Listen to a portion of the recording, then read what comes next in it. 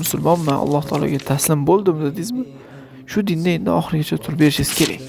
O'ngga chapga burilavermasdan bir tomondan islomga amal qilib turib, ikkinchi tomondan islomdan chetga chiqib turib, bir tomondan islomga amal qilib turib, ikkinchi tomondan islomdan chetga chiqib turib, odam bir gap aytdimi, o'shaning orqasida turib berish kerak istiqomatda.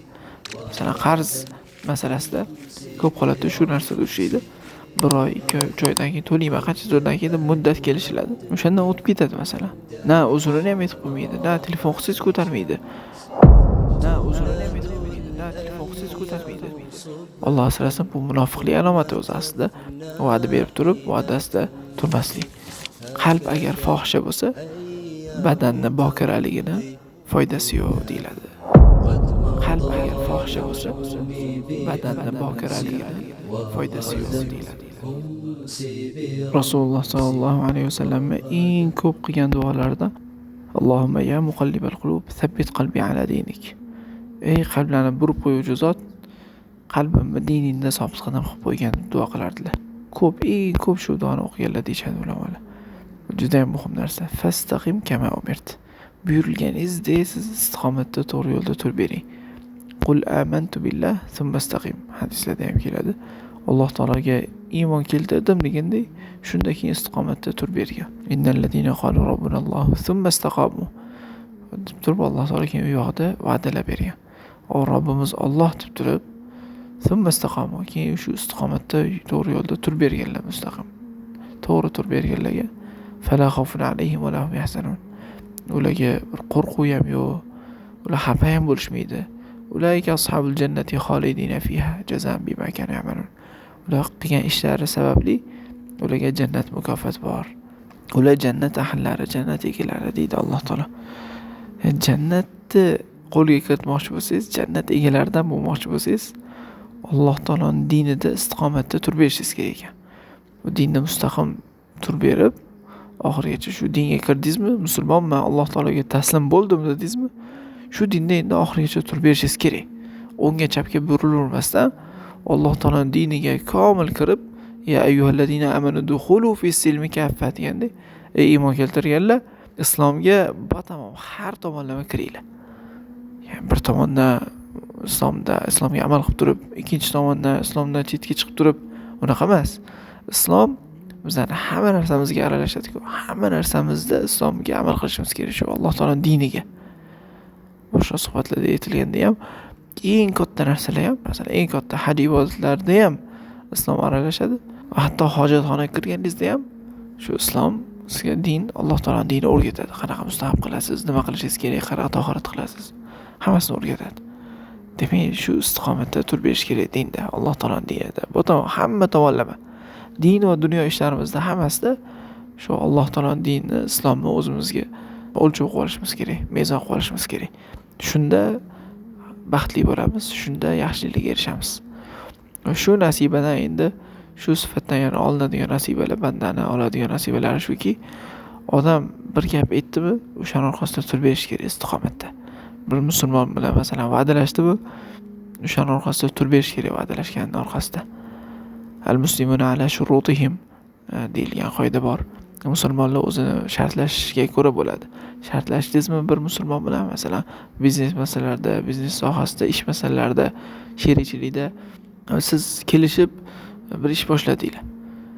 Xohlaganingizda siz nafsingizni xohlab turib, masalan, men shuni xohlab qoldim deb o'ngga chapga buzib shartlarni bemalol shunday nuqta qo'yib buzib shunday tashlab ketavermasdan sherigingizni ham rioya qilishingiz kerak bo'ladi. Istiqomat shu turib berish kerak bo'ladi. Bitta va'da berdingizmi, gap berdingizmi, turib berish kerak. Yoki bir kishiga masalan bir narsani falonchi vaqtda beraman deysiz, qarzingizni falonchi vaqtda beraman deysiz yoki bir oldi berdi masalalarda va'dalashildi. Shunda va'dalashdingizmi, o'shanda ilojingiz boricha qo'lingizdan kelgancha turib berishingiz kerak bo'ladi. Agar turib bera olmasangiz, loqal uzringizni aytib qo'yishingiz kerak bo'ladi. Masalan, qarz masalasida ko'p holatda shu narsada ushlaydi. Qarzga oladi odamlar. 1 oy, 2 oy, 3 oydan keyin to'layman, qancha turdan keyin muddat kelishiladi. O'shandan o'tib ketadi masalan. 3 oy bo'ladi, masalan 3 oy kelishilsa, undan o'tib ketadi. Na uzrini ham aytib qo'ymaydi, na telefon qilsangiz ko'tarmaydi. Bu yoqdagi odamni keyin qiynab qo'yadi. Shu va'da bergan va'dasida tura olmayaptimi, noqol uzrini aytib qo'yish kerak bo'ladi. Alloh asrasin, bu munofiqlik alomati o'zi aslida. Va'da berib turib, va'dasida turmaslik. Oyda va'da axlaf deganlar Rasululloh sollallohu alayhi vasallam. Munofiqlar sifatini sanaganlarda munofiq kishi va'da bersa, va'dasiga xilaf chiqadi deganlar-da. Alloh asrasin, munofiqlardan bo'lib qolishimiz bizani.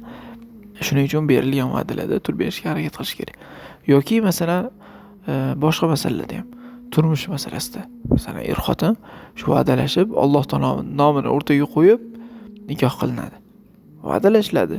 Boshidan baxtli bo'lamiz, birimizdan baxtli qilamiz, yashaymiz, oxirigacha o'lgunimizcha birga bo'lamiz. Hatto va'dalar beriladi, jannatda ham birga bo'lamiz.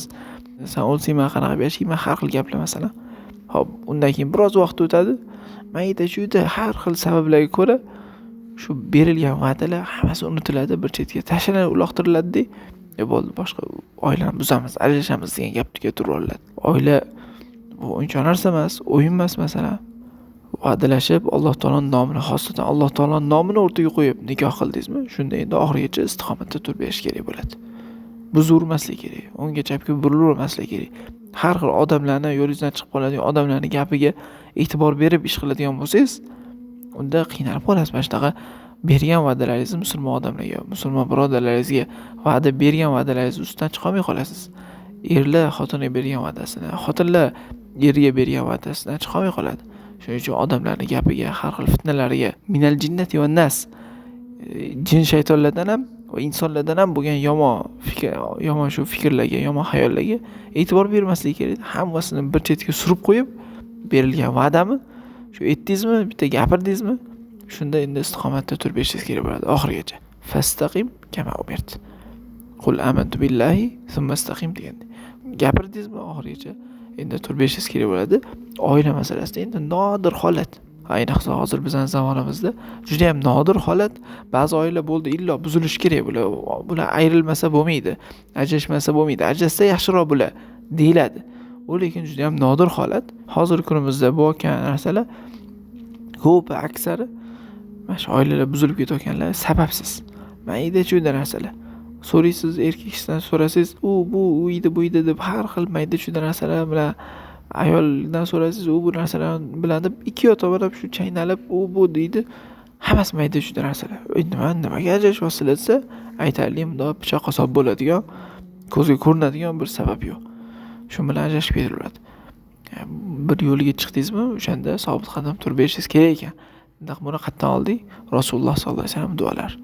Ya muqallibal qulub, sabbit qalbi ala dinik. Ey qalblarni sobit qilib qo'yuvchi zot, ey qalblarni burib qo'yuvchi zot, meni qalbimni diningda sobit qadam qilib qo'ygan. Shu qalbimizda sobit qadam bo'lib turib bersa, bo'ldi, bu yoqda badanlar ham hammasi turib beradi. Qalb buzilsa, odamning qalbi buzilsa, qalb agar fohisha bo'lsa, badanning bokiraligini foydasi yo'q deyiladi.